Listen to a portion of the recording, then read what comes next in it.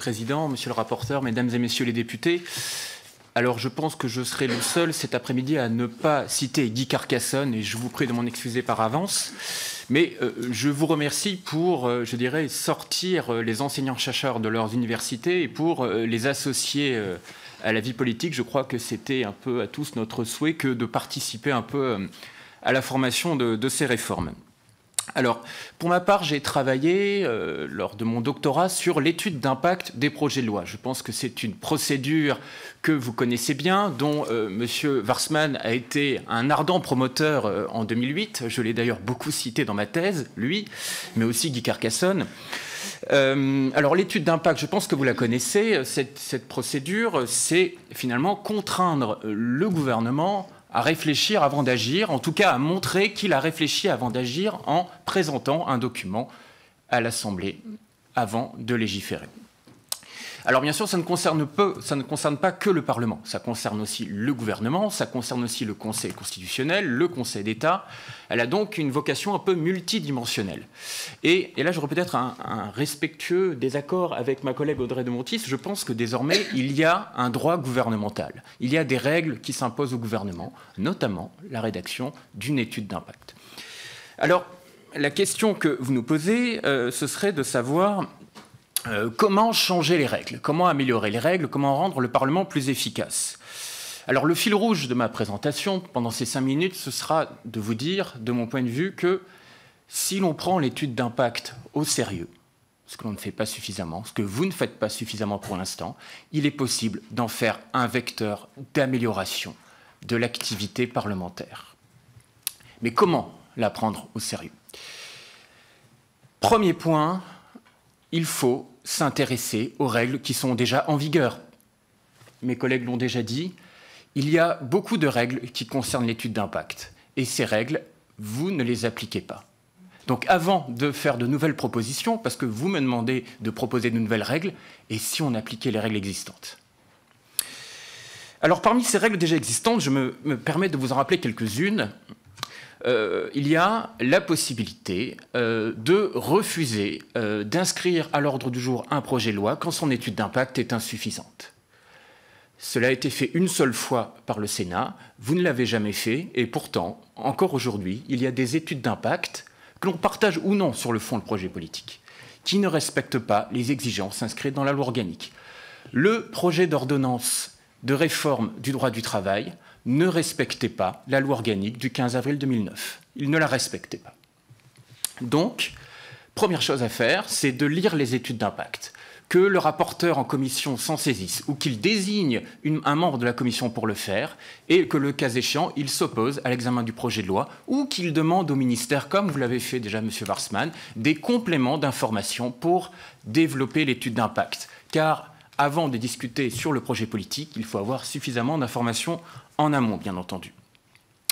Parmi les autres pratiques, parmi les autres textes existants que visiblement vous n'utilisez pas ou que vous ne connaissez pas suffisamment, en tout cas, savez-vous que l'opposition peut se saisir lors de l'examen en commission de l'étude d'impact et donner son avis sur cette étude d'impact pour faire figurer dans le rapport de commission cet avis. Ça n'est quasiment jamais fait. C'est prévu par l'article 86 alinéa 7 du règlement de l'Assemblée nationale. Savez-vous aussi que depuis 2014 et l'adoption de la résolution, il est prévu à l'article 145-7, je dis bien 145-7, que les députés, un membre de l'opposition, un membre de la majorité, doivent réaliser et publier un rapport d'évaluation sur les effets produits par la loi, qui doit s'appuyer sur l'étude d'impact initiale. Ce rapport doit être produit dans les 3 ans. L'adoption de la réforme date de 2014, nous sommes en 2017, je n'ai pas vu un seul rapport d'évaluation, alors que c'est prévu dans le règlement. Que se passe-t-il? Donc, changez d'abord les pratiques. Pour autant, il est aussi possible, ce sera mon second point, de changer certaines règles, évidemment. Alors, quelles règles peut-on changer sous réserve que la pratique les suive? Tout d'abord, je pense qu'il faudrait généraliser un débat d'orientation préalable en commission, par exemple, sur l'étude d'impact. Se mettre d'accord sur l'étude d'impact avant de discuter sur le fond et pourquoi pas plusieurs mois en amont. C'est-à-dire, au stade de la réunion interministérielle, au stade gouvernemental, il y a une réflexion sur les options possibles en matière de réforme. Dans quel sens allons-nous aller? Pourquoi ne pas associer les parlementaires au canevas de l'étude d'impact et vous demander, et leur demander, dans quelles orientations, dans quelle direction pouvons-nous aller? Quelles sont les évaluations que nous pouvons faire en amont? Le Parlement pourrait intervenir à ce stade, donc, dans un débat d'orientation préalable. Peut-être de façon un peu plus audacieuse maintenant, j'ai déjà fait cette proposition dans ma thèse, je l'ai faite devant la Cour des comptes, il y a toujours un recul un peu gêné, mais je le fais quand même, puisque la conférence des présidents ne tient pas à s'opposer à l'inscription d'un projet de loi à l'ordre du jour. Elle ne le fait pas. Pourquoi ne pas permettre à l'équivalent de 60 députés ou 60 sénateurs en conférence des présidents de s'opposer à cette inscription d'un projet de loi à l'ordre du jour? Permettre à l'opposition de s'opposer. Est-ce que c'est dangereux? Est-ce que cela va bloquer le processus parlementaire? La réponse est négative. Simplement, le Conseil constitutionnel pourra être saisi et le cas échéant, eh bien, le gouvernement va devoir pendant 1 ou 2 semaines un peu plus travailler sur son projet avant de le présenter une nouvelle fois avec une étude d'impact suffisante.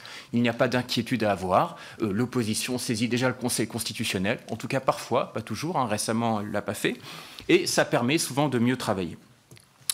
Dernière proposition de changement des règles en aval. Le Parlement peut évidemment faire des évaluations ex post, mais il serait possible aussi au gouvernement de demander, d'exiger du gouvernement qu'il fasse des évaluations ex post. Je m'explique. Puisque les parlementaires ont introduit en 2008 une obligation d'étude d'impact des projets de loi, pourquoi ne pas introduire en 2018 une obligation d'évaluation rétrospective des lois à l'initiative du gouvernement, le Parlement ayant la faculté de choisir quel rapport d'évaluation il pourra contre-expertiser. Voilà mes propositions, voilà ce que peuvent vous proposer des juristes. Pour le reste, c'est peut-être un sociologue des institutions qui pourra vous aider à davantage vous saisir des règles qui sont déjà en vigueur. Merci.